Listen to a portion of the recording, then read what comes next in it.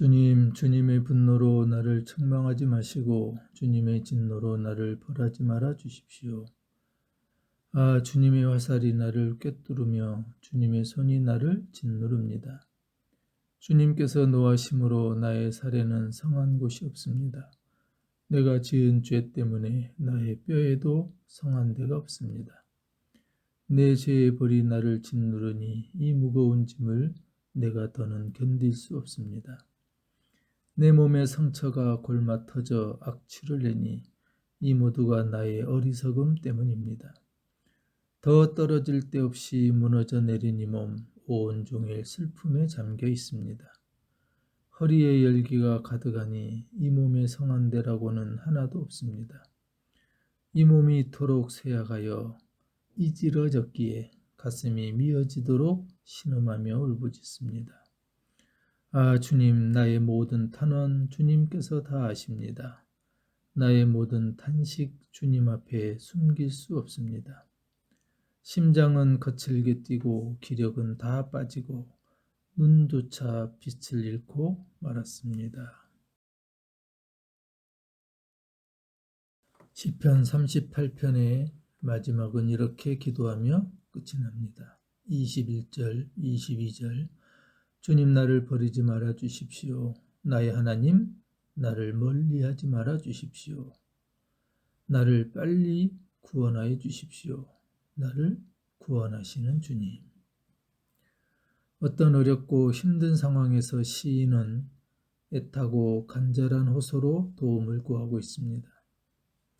시편 38편의 표제어는 다윗의 기념하는 시라고 되어 있습니다. 70편의 표제어에서는 다윗의 시로 기념식에서 인도자를 따라 부르는 노래라고 설명합니다. 오늘 시편 1절부터 10절에 보면은 주의 짓누름 때문에 성한 곳이 하나도 없다라고 고통을 호소하는 다윗의 모습을 만날 수 있습니다. 시편 150편 중에서 참의 시라고 불리는 7개의 시편 중에 하나입니다. 그 중에 130편을 제외한 나머지 6편의 이 다윗의 시로 구분이 되어 있고요. 6편, 32편, 51편과 더불어 오늘 38편의 배경은 밧세바 사건과 관련이 되어 있습니다.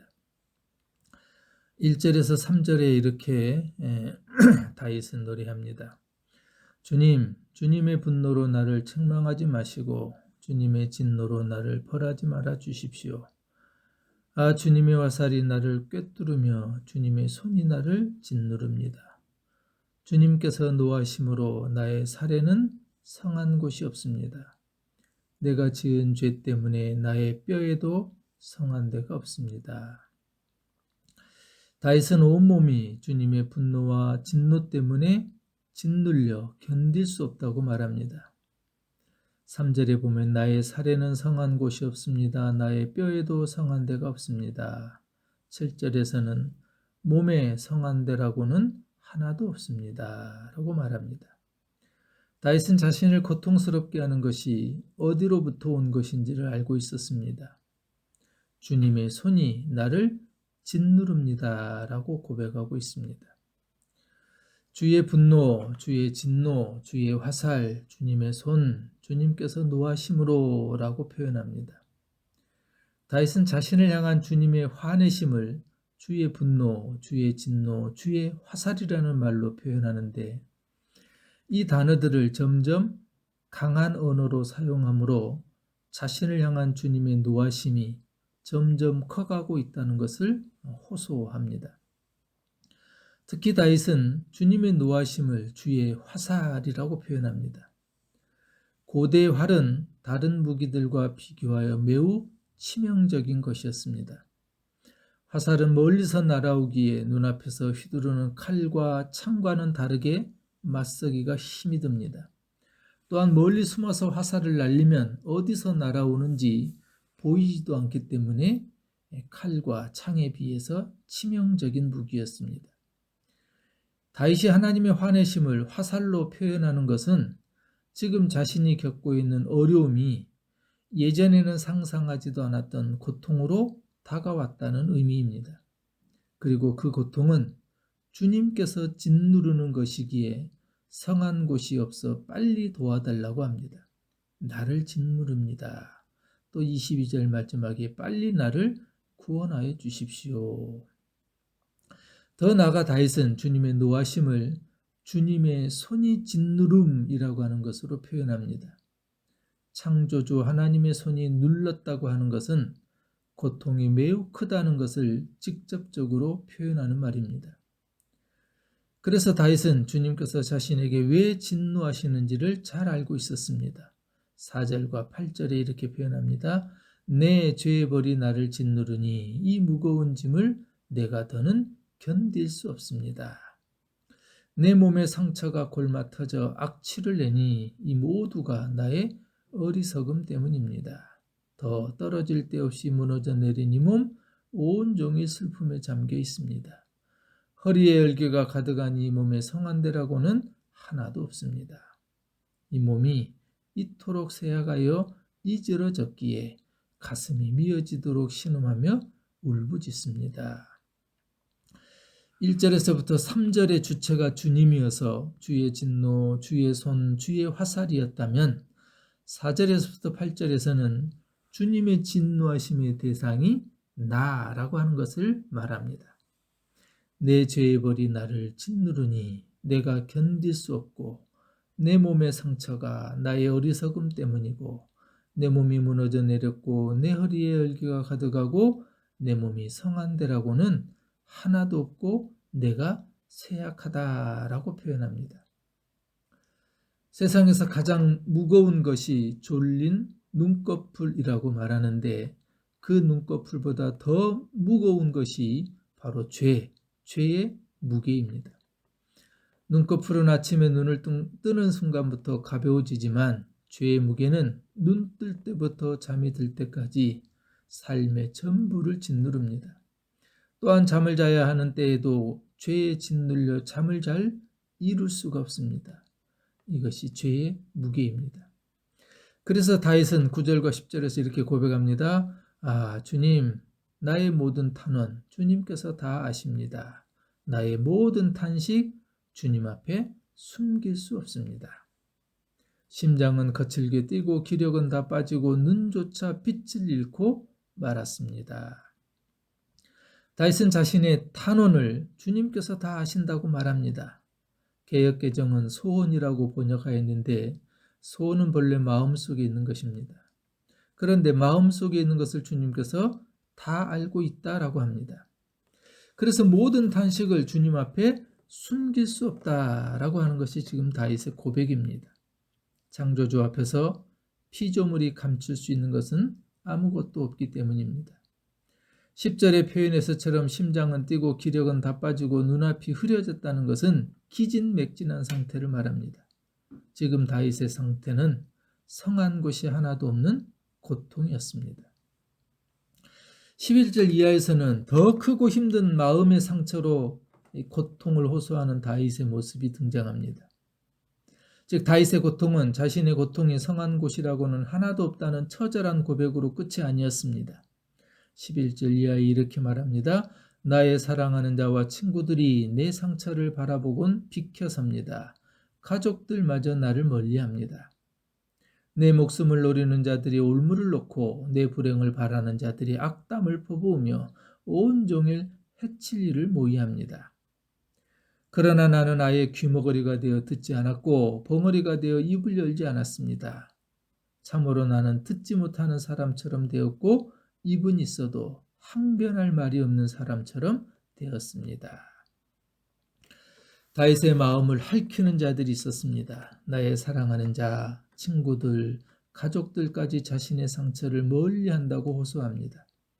그리고 목숨을 노리는 자들, 불행을 바라는 자들까지 있어 그들은 올무를 놓고 악담을 퍼부으며 해치려고 모의하기까지 하였습니다. 잘 모르는 사람과 시비가 있어서 다투게 되면 속은 상하지만 얼마 되지 않아 괜찮아지고 일상으로 돌아가게 됩니다. 하지만 사랑하는 사람이나 친구, 친척들은 다릅니다. 입술에 30초, 마음에 30년이라는 말처럼 작은 일이나 부주의한 말 한마디에도 상처가 깊게 남는 경우가 많습니다. 지금 다윗이 그러했습니다. 다윗은 육체의 고통만이 아니라 관계의 고통, 정서의 고통, 그리고 영적인 고통을 호소합니다. 13절, 14절에 나는 아예 귀머거리가 되어 듣지 않았고 벙어리가 되어 입을 열지 않았습니다. 참으로 나는 듣지 못하는 사람처럼 되었고 입은 있어도 항변할 말이 없는 사람처럼 되었습니다. 다윗은 마음의 상처가 크고 힘들었던 것 같습니다.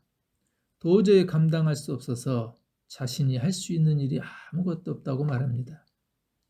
그런데 이 고통은 다름 아닌 다윗 자신의 죄 때문이었습니다. 이것이 죄의 무서움입니다.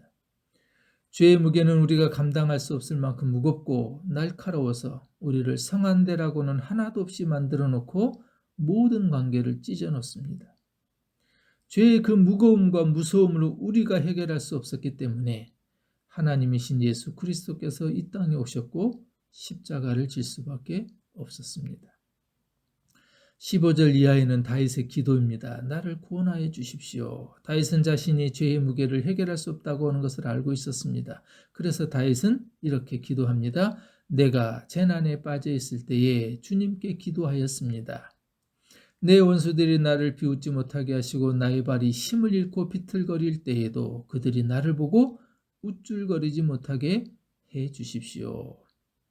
나는 곧 쓰러질 것 같으며 고통은 잠시 나를 떠나지 않습니다. 진정으로 나는 나의 잘못을 털어놓고 나의 죄 때문에 괴로워하지만 강력한 나의 원수들은 점점 많아지기만 하고 나를 까닭없이 미워하는 자들도 점점 불어나기만 합니다. 나의 선을 악으로 갚는 저 사람들은 내가 그들의 유익을 도모할 때 오히려 나를 대적합니다. 다윗은 대적하는 사람들의 곱지 않은 눈길이 고통스러웠습니다. 16절에 나를 비웃지 못하게 하시고 나를 보고 우쭐거리지 못하게 해주십시오. 사람들은 다윗이 겪는 고난과 고통을 내용이나 이유를 한 번도 생각해 보지 않고 그저 비웃으며 비난하는 말로 우쭐거리며 대적했던 겁니다. 다윗은 18절에서 나의 잘못을 털어놓고 나의 죄 때문에 괴로워한다라고 고백합니다. 다윗은 지금 자기가 당하고 있는 모든 고통과 어려움이 나의 죄 때문이라고 하였습니다. 다윗의 위대함은 고통의 이유에 대해서 남 탓하거나 다른 것을 핑계대지 않고 자신의 죄 때문인 것을 정확하게 인식하였다는 것입니다. 이것이 하나님의 마음이 합한 사람 다윗에게서 배우는 값진 교훈입니다. 죄의 속성을 정리하고 새로운 삶을 살게 하는 출발점이 되는 것은 죄를 하나님께 고백하고 죄는 즐거움이 아니라 자신을 슬프게 만드는 것이라는 것을 마음 깊이에서 인식하는 것입니다. 시편 38편은 다윗이 밧세바 사건 후에 성한 곳 하나 없는 육체의 고통과 모든 사람들과의 관계가 깨어진 정서적인 고통, 그리고 자신이 지은 죄 때문이라는 영적인 고통에 대해서 참여하는 시입니다. 성경에 나타난 다윗의 삶을 돌아보면 다윗의 몸이 아팠을 때나 정신이 고통스러웠을 때를 충분히 짐작할 수 있습니다. 다윗이 밧세바를 취함으로 가진 즐거움은 잠깐이었지만 그로 인한 고통은 아주 길었던 겁니다. 다윗의 몸이 아팠을 때는 밧세바가 낳은 아이가 죽었을 때였을 것입니다. 밧세바가 낳은 아이를 주님께서 쳐서 아이는 몹시 앓았습니다. 사무엘하 12장 15절에 주님께서 우리아의 아내와 다윗 사이에서 태어난 아이를 치시니 그 아이가 몹시 앓았다. 다윗은 어린아이를 살리려고 하나님께 간절히 기도드리면서 금식합니다. 다윗은 먹지 않았을 뿐만 아니라 왕궁에서 밤새 맨 땅에 누워 잠을 잡니다. 신하들이 다윗에게 와서 몸을 일으키려 했지만 도무지 들이려 하지 않았습니다. 그 아이는 7일 만에 죽습니다. 그 위에 다윗을 일어나 몸을 씻고 음식을 먹습니다.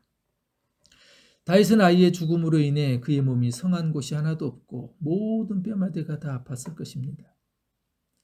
다윗이 정신적으로 극심한 고통을 느끼고 사람들과의 관계와 하나님과의 관계가 다 무너졌을 때는 아들 압살롬이 쿠데타를 일으켰을 때입니다.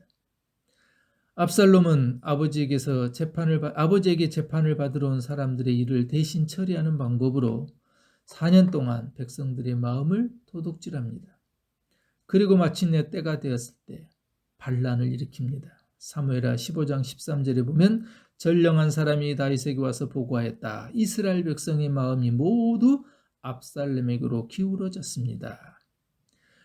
아들이 반란을 일으켰다는 것도 감당하기 쉽지 않은 일인데 사람들의 마음이 대부분 압살롬에게 향하여 있었기 때문에 수많은 사람들의 눈길과 거친 말들이 다윗의 마음을 짓눌렀습니다.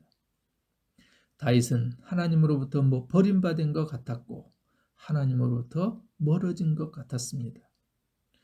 다윗은 이런 상황에서 의뢰할 곳이 한 곳밖에 없었습니다. 그래서 시편 38편의 마지막은 이렇게 기도합니다. 주님, 나를 버리지 말아 주십시오. 나의 하나님, 나를 멀리하지 말아 주십시오. 빨리 나를 구원하여 주십시오. 나를 구원하여 주시는 주님. 다윗에게 하나님은 최후의 보루와도 같았습니다. 앞으로 갈 수도 없고 뒤로 물러설 수도 없고 한쪽은 잠겨있고 다른 한쪽은 벽일 때 바라볼 곳은 하늘밖에 없었습니다. 그런 상황에서 하나님만을 바라볼 수 있는 사람은 복 있는 사람입니다. 다윗이 바로 그런 사람이었습니다. 사방이 막혔을 때 바라볼 주님이 없는 사람이 가장 비참하고 불쌍한 사람이라면 다윗은 하나님이 계셔서 다시 본래의 자리로 돌아올 수 있게 되었습니다. 다윗이 고통을 겪었던 근본적 원인은 하나님을 자기 소망으로 삼지 않고 자신의 욕망을 소망으로 삼았기 때문입니다. 그러나 그런 다윗이 다시 회복할 수 있었던 것은 하나님을 소망으로 다시 삼았기 때문입니다. 다윗이 고통으로 가득한 자신의 처지를 시편 38편에서 우리에게 남겨주고 있는 것은 이렇습니다. 여러분들은 하나님을 소망으로 삼지 않았다가 나처럼 성한 데가 하나도 없이 고통스러워하지 말고 하나님만을 소망으로 삼으십시오. 하나님을 바라볼 수 있는 사람이 복 있는 사람입니다. 이것이 시편 38편 다윗이 우리에게 가르쳐주는 교훈입니다. 우리가 바라볼 것은 하나님밖에 없습니다. 하나님만이 구원하여 주십니다. 하나님으로부터 버려진 것 같고 멀어진 것 같을 때 주님만이 나의 구원이십니다. 기도합니다. 나의 소망이 되시며 구원이 되시는 주님, 처절한 고통 가운데서 성한 곳이라고는 하나도 없는 육체적인 고통 속에서 모두가 멸시하고 눈을 그며 멀리 떨어져 버린 관계의 고통 속에서도 이 모든 것이 자신의 죄 때문이었던 영적인 고통 속에서도 다윗은 바라볼 하나님을 찾습니다. 그리고 그 하나님께 나아갑니다. 하나님, 우리가 버림받고 때로 하나님으로부터 멀어진 것 같이 느껴질 때 하나님만이 우리의 유일한 소망인 것을 다윗처럼 알게 하시고 하나님을 향하여 시선을 돌리게 하시며 나를 구원하시는 주님께 기도하는 백성 되게 하여 주시옵소서. 하나님, 우리를 구원해 주시고 우리의 민족을 구원하여 주시고 이 나라, 이 민족 가운데 하나님의 구원의 소망이 다시 회복되게 하여 주시옵소서. 예수님의 이름으로 간절히 기도합니다. 아멘.